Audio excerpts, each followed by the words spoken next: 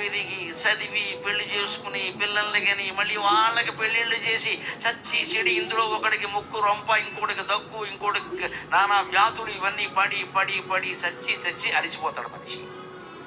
అంత అలపైతే నిన్ను కాపాడగలిగింది హరినామం ఒక్కటే, ఇంకోటి లేదు. ఎక్కువ హరినామమే దిక్కు మరి లేదు. సాహసం, జగు అంటే సాహసం.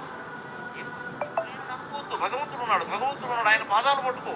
అందుకే నేను ఇంకేమనాలో తెలియక శరణాగతికి వాడిన పదం త్రోసిన జన్మబంధములు దోషిలి మోసిన విష్ణుపాదములు. అన్నమయ్య కీర్తన అంటే నీ దోషులతో నువ్వే నీ పూజామందిరంలో మహావిష్ణువు యొక్క పాదాలు రెండు మూసేస్తే అదే అన్నమయ్య కీర్తన, ఇంకేమక్క.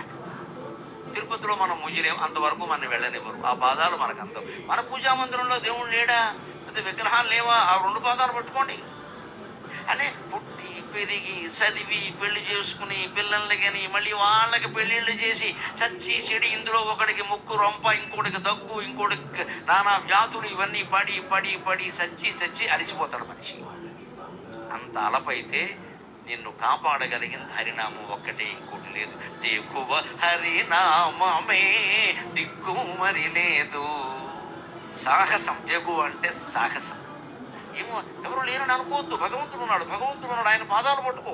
అందుకే నేను ఇంకేమనాలో తెలియక శరణాగతికి వాడిన పదం త్రోసిన జన్మబంధములు దోషిలి మోసిన విష్ణుపాదములు. అన్నమయ్య కీర్తన అంటే నీ దోషులతో నువ్వే నీ పూజామందిరంలో మహావిష్ణువు యొక్క పాదాలు రెండు మూసేస్తే అదే అన్నమయ్య కీర్తన, ఇంకేమక్క.